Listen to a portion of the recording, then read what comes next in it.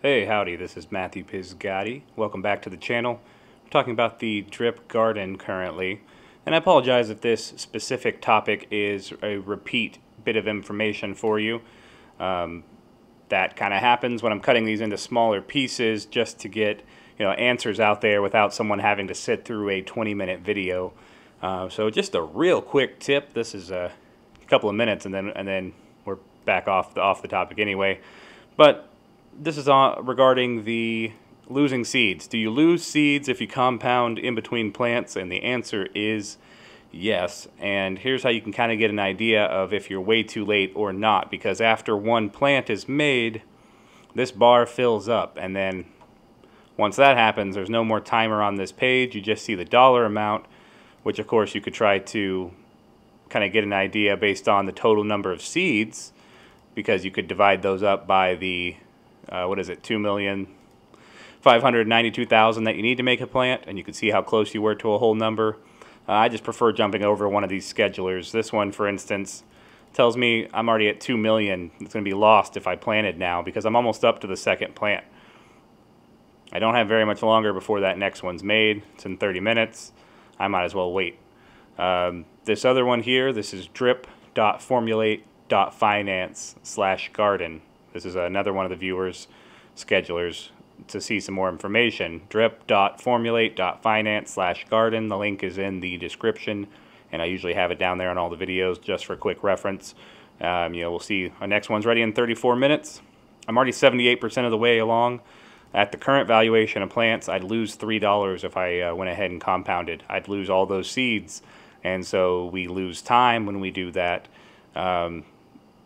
It's the same reason why the inverse is true, that compounding more often, you speed up. You are going to reach your plant goals sooner rather than later, but it does, of course, cost more gas, so that's the only caveat there, is that we pay gas for each of these transactions. My gas rates, I promise I can speak, my gas rates are about 9 to 10 or 11 cents right now.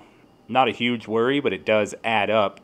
I'm not sure if it's different if you have more plants. I've heard both reports. It may just depend what massive amount of plants you're trying to compound as to if the gas is any different. It may be the same for every transaction, in which case that's something to think about as well.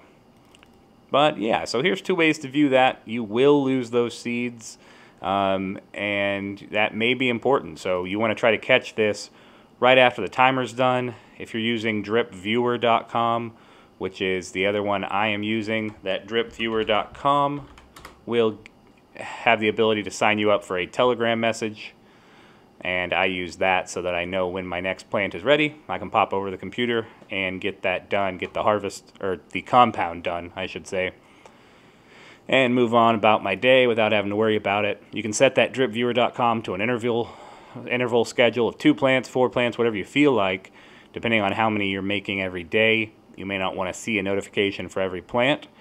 That's perfectly understandable as well. I'm leaving it on 1 plant for my own personal use right now. But so quick tip popping in, you do lose seeds. That's how you make sure you time it right after you're done, or right after a plant is done. If you get it within a few minutes, that's best.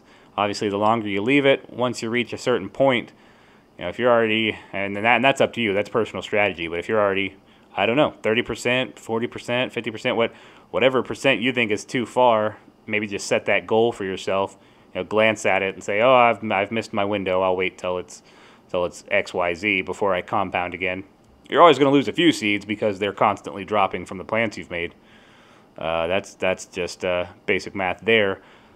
But we want to lose as little as possible so that we keep our momentum going and we're not just losing ground for no reason, like losing a whole plant for no reason. If I were to compound now at 80-90%, that's almost a whole plant. That's just kind of silly. There's no sense in that, compounding that early and losing ground. So it's been Matthew Pisgatti. Thank you for watching. I appreciate everyone tuning in. This is repeat information. Again, apologies. I'm trying to cut some of those quick answers into smaller videos so people can find them rapidly when they're searching.